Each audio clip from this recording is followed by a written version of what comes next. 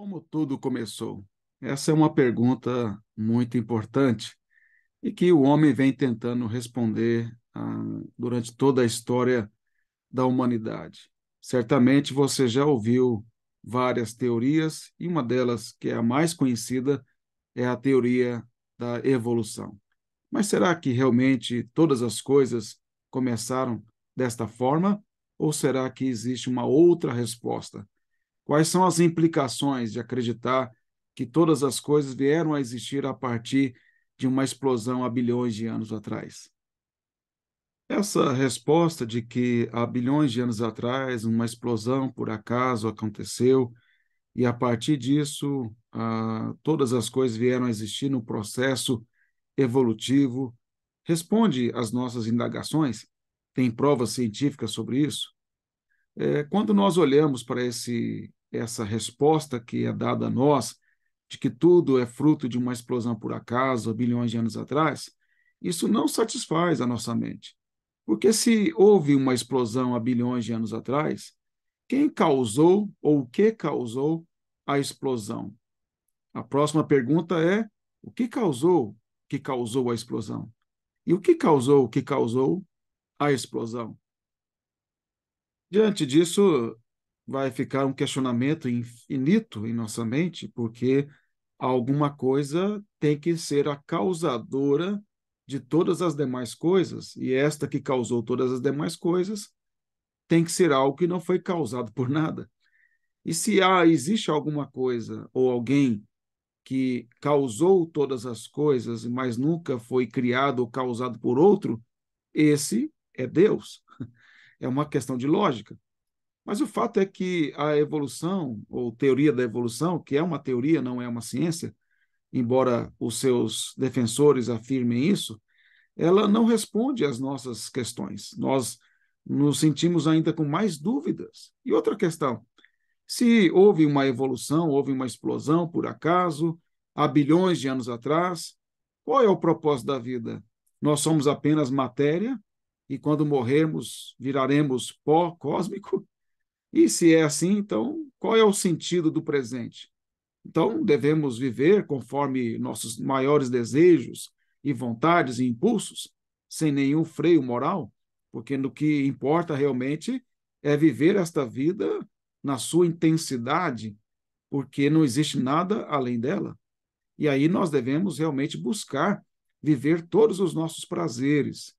Mas, por outro lado, é fato que a vida ela é muito passageira e ela é muito frágil. Todos nós já vimos, já ouvimos sobre pessoas jovens, que morreram de repente e por coisas as mais absurdas e mostrando que a vida é muito frágil. A própria pandemia nos mostrou isso, que um vírus pode nos tirar a vida de qualquer pessoa, rica, pobre, branca, afrodescendente, ou qualquer cor de pele, não importa a classe social, não importa a religião, todos estamos sujeitos à morte, sujeitos a ter doenças, a acidentes, e as variáveis são muitas. Mas crer que tudo isso que nós vivemos e a nossa existência aqui, ela é fruto de um processo evolutivo e que nada além disso, e não há nada além disso, é sem dúvida alguma correr atrás do vento, é sem dúvida alguma viver sem propósito nesta vida. Mas não é assim que as coisas são realmente.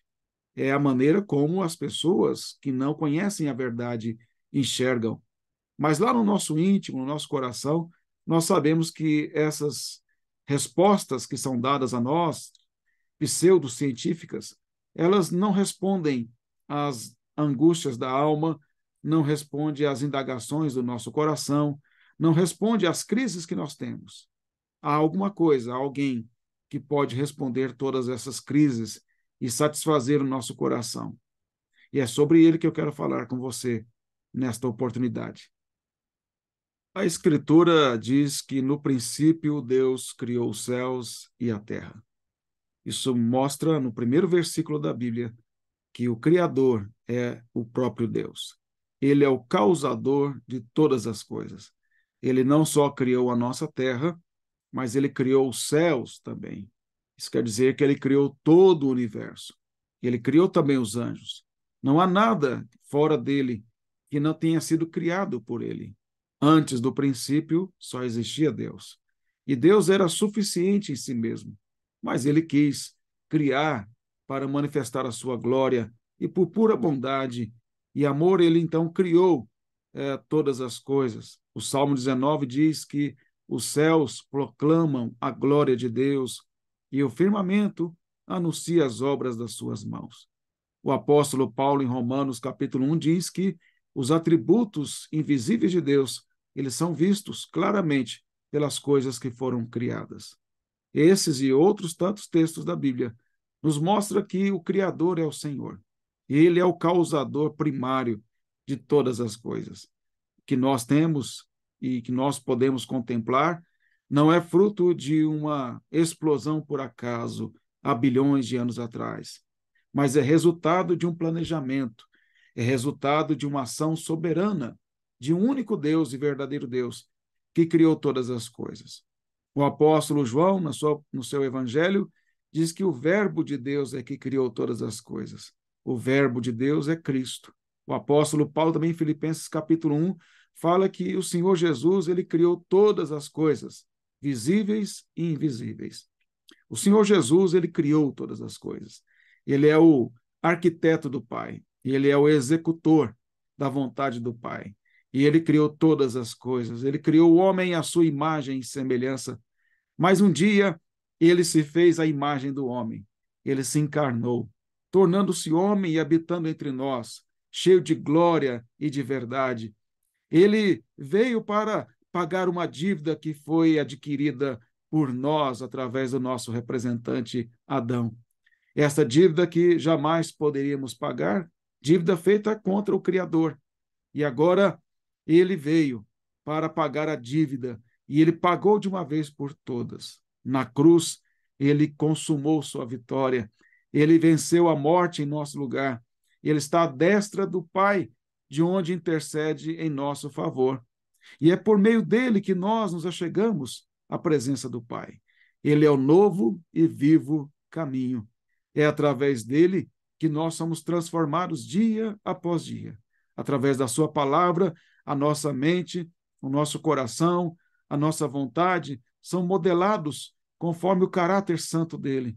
Na medida em que nós nos arrependemos dos nossos pecados, reconhecemos as nossas falhas, confessamos e então nos entregamos a ele de forma que entendamos ali que somente ele pode nos dar a salvação, somente ele é o nosso redentor, sabendo que é o Espírito Santo quem transformou a nossa mente, o nosso coração, é o Espírito Santo que é o selo da promessa, é o Espírito Santo que nos santifica, é o Espírito Santo que aplica o Evangelho à nossa vida, é o Espírito Santo que nos torna cada vez mais semelhantes a Jesus.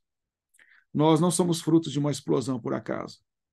Nós não somos frutos de uma evolução. Nós somos frutos da vontade de um Criador sábio, justo e bom. Embora nós tenhamos pecado contra ele, ele nos resgatou. Se você é crente, você crê em Jesus, de verdade, se você realmente é uma pessoa salva, você é salva pela graça. E pela graça, você um dia o verá face a face.